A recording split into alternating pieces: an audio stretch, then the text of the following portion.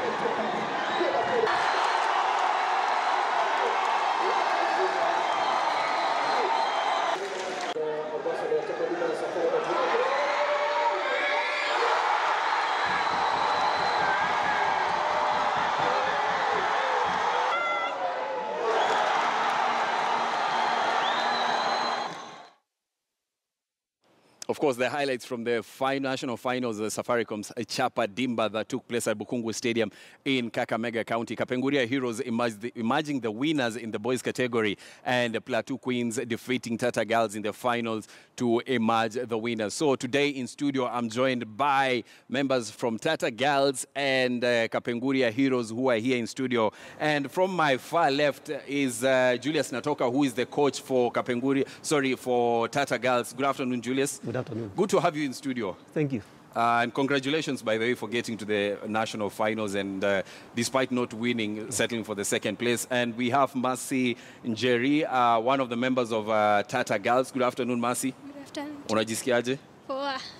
And then we have David Majak, who was among the best players during the finals that was played in Bukungu Stadium. Good afternoon, Majak. Afternoon. Good to have you here. Thank you. You play for Homeboys, Kakamega Homeboys. Yes. Let's start there. You know, how has the transition been from playing for Kapenguria Heroes, then all of a sudden you are playing for Kakamega Homeboys? It was not that easy, but the effort that I put through those games that passed. Did you see yourself playing in the Kenya Premier League in such a short time? Not really, but after realizing that I had a talent, then I knew that I'm going to go far. Yeah. So, as Kapenguria Heroes, you guys managed to beat Gor Mahia. First of all, people didn't think that you could beat Gor Mahia. You know, where did that motivation come from? Yeah, people did. It was not easy to beat them, but we ourselves, the players, we knew that we are going to beat them through pitch, not even the penalties that we win. It was not our willing to go through penalties, but the game that it was not that easy. But we really managed it. Yeah.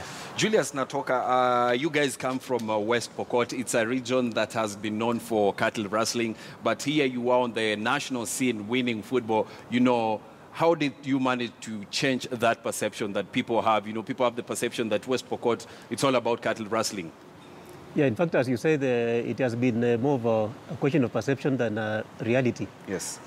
Because in a real sense, West Pokot has been there in football for quite some time. It has produced some of the best football players in this country. But then we must also say that at some time, that kind of thinking was there, that kind of attitude was there. But over time, we now have parents who are a bit enlightened, they're educated, they understand what the talents of their children, and they can allow them to play. Mercy, you are in the finals. You are among the players that took part in the finals against Plateau Queens. I mean, how was the journey from playing in the finals, in the regional finals in Narok, getting to the national finals? Did you see yourself getting to the national finals? Yeah, from the beginning of the journey, we had already prepared our minds. Our minds are already set for London. And through hard work, and teamwork, we thank God that we managed to reach the national finals. Yeah, and although most of the teams had underrated us, because maybe they thought that people from West Pokot County can't do anything. But we proved to them. And yeah, right now, I think the way they view us now, it's different. Yeah, so it wasn't. You guys, Tata is a school, and how do you manage to balance bookwork and football at the same time? Remember, because when you take a look at school games, we have football in the second term of the year, but this was being played in first term, and I know in first term attention goes to totally different games. Mercy, Yeah. how do you manage to balance that? Okay. As a team, we have time for everything. So there's time for the field, and there's time for class. So this tournament, as in we had to sacrifice ourselves, not to go for the holidays, and just train. Yeah. Coach, having such a team, and having to push them to the finals, that is Tata Girls, how was the journey? Where did you start, and how did you manage to get to the finals? Yeah, the journey was a bit hard. Remember that we have missed the nationals in school games for about 3 years. So after we lost to Yeta Girls last year during the regionals, we said, what can we do to prepare this team for next season? And Chapa Dimba came in very handy. We registered the team, and we played all the way. But then I must say that it was not very easy, because we faced the stiffest challenge from teams right from the county up to the national level. And I think that gave us a lot of experience. The girls are now very hardened and ready for school games. Yeah. Majak, let me come to you. You guys won the national finals, getting the 1 million shillings that was given to the winner. But again, the way you played against Gor Mahia, it showed lots of zeal and, desire to win that. And people were questioning themselves. People are looking at you, and not necessarily you in particular, but your team. And people had that misconception that, you are not in the age bracket of the people that were supposed to play in that. What are your thoughts? Actually, the game of playing against Gor Mahia was not that easy. But as we players, we only take that the Gor Mahia youth were using the name Gor Mahia. As we know that Gor Mahia is a big name. They only use that name, but we get the ball is only one, and the opponent that you're going to play with is a man that has only 2 legs. Wherever he will go, you're going to be with him. Yes. And through the mentorship that we got from our coaches, then really motivate us, and we did it. I was there when you played in the regional finals in Narok, in the finals, and after that, I remember I interviewed you and part of your team, and you guys were so sure that you were going to London. Where did that belief come from? Yeah, actually, we set our mind to that trip. As we started before in counties, we take it that it was just a joke, or we take it not that seriously. But after winning sub-region now, is the time that we set our mind that this trip is going to be ours, and is where we stick. Not even other thing that the trophies or the month that we are going to through those things. The only that we said was that trip. Yes, Kapenguria Heroes, one person watching at home right now would want to know, is it a school? Is it a collection of individuals that came together to form a team? How did you guys come together? Kapenguria Heroes is the team, but we players that we are playing there, we are students. From different schools? From different schools, but only 2 schools there. Kapenguria High School and Chowit Boys. Yeah. So coming from 2 different high schools, I tend to believe that schedules for different schools are different. How did you manage, to create time and come for practice and make sure that you are on the same level? It was, we only take a time of playing together like a week or 2 weeks to the game. Like preparing in nationals game, we only take 3 weeks while we are camping. Yes. The other weeks you were training in your school as individual, or as a school team you were training there. So after you guys won the national final, do you think now this has changed?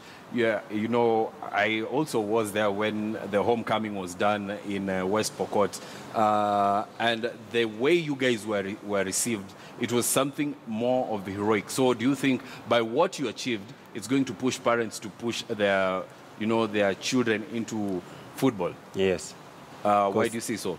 I say so because last time, for some parents, they don't believe that something like talent can take a person somewhere, or it can change someone's lives.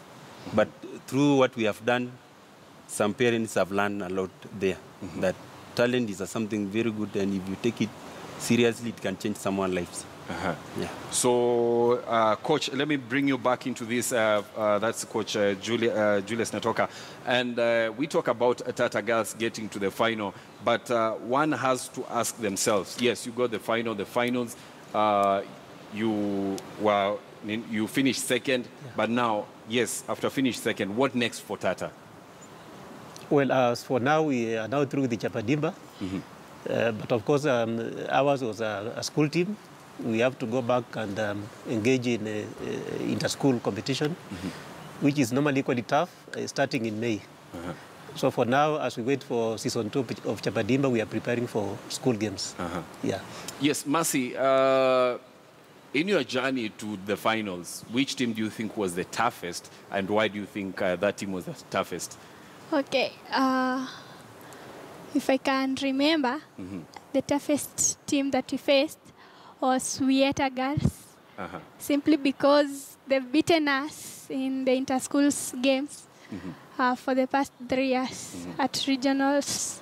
So it was quite, we were happy to learn to beat them at the counties. Yeah, simply because it's we had nothing to lose there, because they already the country already knows that they are the East African champions.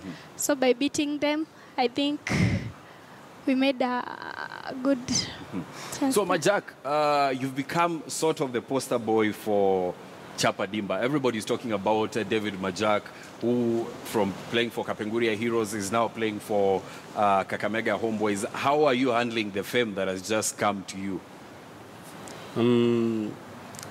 I myself, I take it is just, yes, I'm getting myself that I'm fame, but I know that I've not reached that far that I'm now okay that I can't listen to any other people's advice. I'm still getting that I'm still low, whereby I should follow up a person that is telling me the right thing for me to develop my talent. Okay, thanks a lot. David Majak right there from Kapenguria Heroes. He was among the best players in the national finals that took place at Bukungu Stadium in Kakamega County. And remember,